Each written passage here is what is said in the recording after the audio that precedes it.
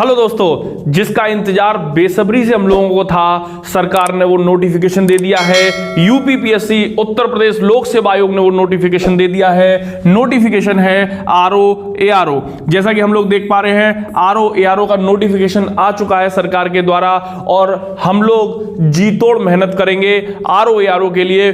बहुत अच्छी पोस्ट होती है बेटा, आरओ की राजपत्रित पोस्ट होती है। हम लोग जानेंगे अभी क्या क्या इस पोस्ट में है। देखते हैं नोटिफिकेशन को, क्या शॉर्ट नोटिफिकेशन दिया है सरकार ने, देख लेते हैं हम लोग। बहुत से बच्चे जिन्हें नहीं पता है, देखिए सबसे पहले आप समझिए कि जो नोटिफिकेशन आया है, ठीक है ना,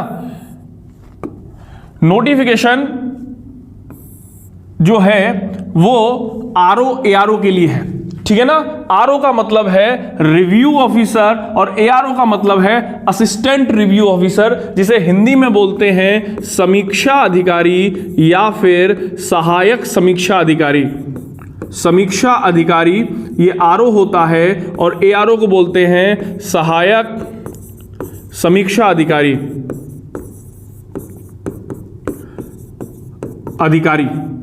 दोनों ही गजब की पोस्ट है, दोनों बहुत अच्छे पोस्ट हैं, ऑफिसर रैंक के पोस्ट हैं, जिसमें आरओ जो होता है राजपत्रित होता है और एआरओ जो होता है अराजपत्रित होता है। आरओ का जो ग्रेड पे होता है वो 4800 ग्रेड पे होता है, जबकि एआरओ का 4600 ग्रेड पे होता है। गजब की सैलरी होती है, गजब की सुविधाएं होती हैं और गजब का जॉब प्रोफाइल होता है। देखेंगे हम लोग, जैसा कि इसमें साफ साफ दिखाई दे रहा है कि 1/7/2023 को आप 1 जुलाई 2023 को 21 वर्ष के हो जाने चाहिए। न्यूनतम आपकी आयु 21 वर्ष हो जानी चाहिए, लेकिन अधिकतम आयु 40 वर्ष ली गई है। यानी कि जो लोग 21 से अधिक और 40 से कम हैं वह लोग इसमें फॉर्म अप्लाई कर सकते हैं। आपकी अगर कोई अदर कैटेगरी है तो उसमें जैसी आपको छूट मिलती है वैसी छूट यहां पर भी मिलेगी। ये अभी जनरल कैटेगरी के लिए बोला गया था। लिखा हुआ है एज रिलैक्सेशन एक्स्ट्रा पर यूपीपीएससी रिव्यू ऑफिसर का जो भी उनका क्राइटेरिया होता है उसके अनुसार एज रिलैक्सेशन भी आपको मिल जाएगी, ठीक है ना। आप देखिए यूपीपीएससी आरओ एआरओ के लिए 411 पोस्ट है अभी, और इन पोस्ट के बढ़ने के भी चांस हैं। अभी फिलहाल 411 पोस्ट के लिए निकाला गया है, लेकिन आगे इन पोस्ट के बढ़ने के भी चांस हैं। यहां पर दे दिया गया है कि कहां कहां कितने कितने पद हैं। सचिवालय में 322 पद हैं, ठीक है ना, और अन्य विभागों में अलग अलग पद हैं जिनका विवरण यहां पर दे दिया गया है।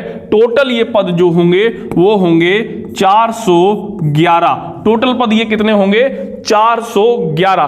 बहुत से बच्चों को ये कंफ्यूजन रहता है कि सर आरओ एआरओ में हम कैसे फॉर्म डाल सकते हैं, क्या एलिजिबिलिटी रहेगी, क्या योग्यता रहेगी। तो देखिए मैं आपको सबसे पहले बता दूं, आरओ के लिए रिव्यू ऑफिसर के लिए, तो रिव्यू ऑफिसर के लिए वे सभी कैंडिडेट पात्र हैं जिन्होंने ग्रेजुएट किया हुआ है, जो स्नातक हैं। क्या हैं? स्नातक हैं, यानी कि बीए, बीएससी, बीकॉम, है ना। सारे कैंडिडेट जो स्नातक हैं वह आरओ के लिए एलिजिबल हैं। साथ ही साथ इनकी एज 21 वर्ष से अधिक और 40 से कम होनी चाहिए।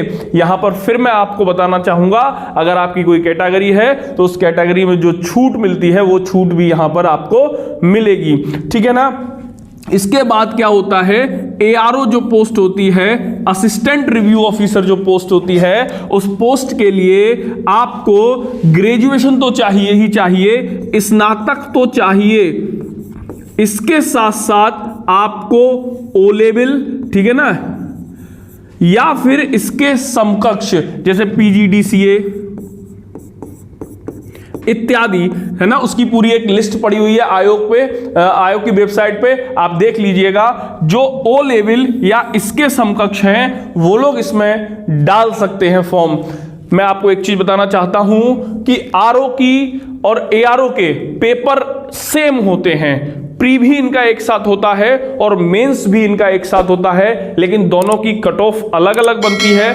आरओ की कट ऑफ थोड़ी सी ज्यादा जाती है, जबकि एआरओ की कट ऑफ थोड़ी सी कम रहती है आरओ की अपेक्षा, क्योंकि इसमें सीमित क्राइटेरिया होता है। ओ लेवल या इसके समकक्ष वाले लोग इसमें फॉर्म डालते हैं, इसलिए एआरओ की कट ऑफ थोड़ी सी सीमित हो जाती है। दोनों में ही प्री प्लस मेंस दोनों पेपर होते हैं, इंटरव्यू नहीं होता है। आरओ एआरओ में इंटरव्यू नहीं होता है, दोनों में क्या रहता है, प्री रहता है और मेंस रहता है। अभी फिलहाल हम बात करेंगे कि आरओ एआरओ जो है उसमें प्री कैसा होता है। तो मैं आपको यहां पर बताना चाहूंगा बेटा, प्री में 2 पेपर होते हैं। प्री में कितने पेपर होते हैं? 2 पेपर होते हैं। एक होता है पेपर 1, क्या होता है? पेपर 1, जिसमें जीएस प्लस कुछ क्वेश्चंस मैथ्स के प्लस कुछ क्वेश्चंस रीजनिंग के आते हैं, है ना। कुछ क्वेश्चन मैथ के, कुछ क्वेश्चन रीजनिंग के आते हैं और ज्यादातर क्वेश्चन जीएस के होते हैं। ये नंबर ऑफ क्वेश्चंस होते हैं 140, 140। कितने क्वेश्चन होते हैं ये? 140 क्वेश्चन होते हैं। सेकंड पेपर जो होता है, पेपर 2 जो होता है, वह होता है हिंदी का। वह काय का होता है?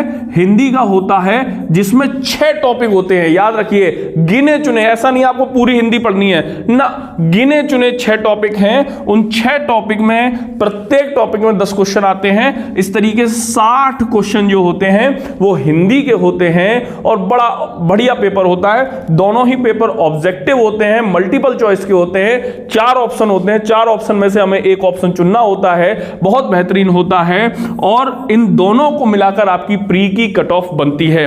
मैं आपको फिर बता दूं, हिंदी में केवल 6 टॉपिक होते हैं। पहला टॉपिक जो होता है वो होता है विलोम, दूसरा होता है पर्यायवाची, तीसरा होता है अनेक शब्दों के लिए एक शब्द, चौथा होता है तत्सम तद्भव, पांचवा होता है विशेषण विशेष और छठा टॉपिक होता है शुद्ध अशुद्ध, है ना। इन 6 टॉपिक से क्वेश्चन पूछे जाते हैं। प्रत्येक टॉपिक से 10 क्वेश्चन पूछे जाते हैं। इस तरीके से 60 क्वेश्चन होते हैं। तो टोटल अगर हम देखें यहां पर, तो टोटल हमारा जो हो गया वो हो गया 200। टोटल हमारा कितना हो गया पेपर में क्वेश्चन, नंबर ऑफ क्वेश्चन 200। मैं यहां पर आपको बताना चाहता हूं कि जो कट ऑफ होती है वो लगभग 122 से 130 के आसपास रहती है आरओ की, है ना। कट ऑफ जो होती है वो लगभग 122 से 130 के आसपास रहती है। इसके बीच में अगर आपके पिछली कट ऑफ जो थी वो 122 थी, पिछली कट ऑफ 122 थी। अगर आप 122 से 130 के बीच में नंबर लाते हैं तो आप आसानी से इसका प्री क्लियर कर देंगे। नेगेटिव मार्किंग भी होती है, याद रखिएगा। 1/4 1/4 की क्या होती है? नेगेटिव मार्किंग होती है। बहुत कठिन नहीं है लेकिन बहुत आसान भी नहीं है। अगर पढ़ाई की जाए तो बड़ी आसानी से आप इसका एग्जाम क्लियर कर सकते हैं। बेटा, हर सेगमेंट सधा हुआ होता है, हर सेगमेंट क्लियर होता है। इसलिए अगर दृढ़ निश्चय करके तैयारी की जाए तो एक बहुत अच्छे अधिकारी की पोस्ट आप आसानी से पकड़ सकते हो। मैं दावा करता हूं, अगर हिंदी की बात करूं मैं, तो मैं आपको 60 में से 60 नंबर दिलाने का प्रॉमिस भी कर सकता हूं, क्योंकि हिंदी में सधा हुआ बिल्कुल सिलेबस है। 6 टॉपिक हैं, प्रत्येक टॉपिक से 10 क्वेश्चन आएंगे। बस उन 6 टॉपिक्स में अच्छे अच्छे प्रश्न आपको देने हैं, इंपॉर्टेंट सेगमेंट्स देना है। और अगर आप सोचिए, आपकी कट ऑफ अगर 122 गई है और आपने 60 क्वेश्चन हिंदी में ही ला दिए, अगर आपने 60 क्वेश्चन हिंदी में ही ला दिए तो आपके पास केवल 62 क्वेश्चन करने होंगे जीएस में। कितने क्वेश्चन करने होंगे? 62 क्वेश्चन करने होंगे जीएस में। यानी कि बड़ी आसानी से आप अगर एक रणनीति बनाकर तैयारी करते हैं तो बेहतर तैयारी आप कर पाएंगे। मैं आपको यहां पर एक चीज और याद दिलाना चाहता हूं। कुछ बच्चे जो मैथ और रीजनिंग को लेकर परेशान है, मेरे पास कई फोन आए बच्चों के, सर मैथ और रीजनिंग किस स्तर का आता है, कैसा आता है। तो मैं यहां पर बताना चाहता हूं, हाई स्कूल लेवल का मैथ आता है जो कि बड़ा सरल होता है। हाई स्कूल लेवल का मैथ आता है जो कि बड़ा सरल होता है और बहुत ज्यादा नंबर ऑफ क्वेश्चंस नहीं आते हैं मैथ में। मैं आपको बता दूं, मैथ में प्रोबेबली 10 क्वेश्चन जो होते हैं, 10 से 12 या 15 क्वेश्चन मैथ्स में पूछे जाते हैं और 10 से 12 क्वेश्चन रीजनिंग में पूछे जाते हैं। बाकी सारा जो होता है वो किसका रहता है? जीएस का सेगमेंट रहता है। हम भी बहुत अच्छा एक बैच चला रहे हैं, अगर आप चाहें तो हमसे जुड़ सकते हैं। ये बैच आरओ को लेकर डेडिकेटेड बैच है, बहुत अच्छा बैच चलाया जा रहा है। 30 छात्रों का बैच है। पूरा प्रयास करेंगे कि आपको सफलता मिले। अगर आप हमसे जुड़ना चाहते हैं तो शीघ्र संपर्क करें, शीघ्र हमसे जुड़ें। बहुत शानदार, बहुत बेहतरीन बैच हम पढ़ाएंगे, बहुत अच्छे तरीके से हम आपको तैयारी कराएंगे, ठीक है ना। और आप ऐसे मान के चलिए कि अगर आपने मन लगा के तैयारी की, हमारे प्रिंटेड नोट्स को अच्छे से पढ़ा, जिसमें हम आपको यहां पर 3 बुक्स प्रोवाइड कराएंगे, है ना, जो कि बड़ी डेडिकेटेड बुक्स हैं। इन 3 बुक्स को हम जब आपको प्रोवाइड कराएंगे वहीं से आपको सब कुछ मिल जाएगा। और हमें पूरा विश्वास है कि हम लोग बहुत कम समय में, बहुत कम पैसे में या न्यूनतम शुल्क में, कोई भी शुल्क नहीं, न्यूनतम शुल्क में हम लोग क्या करेंगे, बहुत अच्छे पद के लिए एक अच्छे सरकारी नौकरी को प्राप्त करेंगे। तो जो लोग इसको जुड़ना चाहते हैं, अधिकारी जीवन में बनना चाहते हैं और बहुत जल्दी अच्छे पद को प्राप्त करना चाहते हैं, तो वो हमसे संपर्क कर सकते हैं। जय हिंद, जय भारत। Yeah.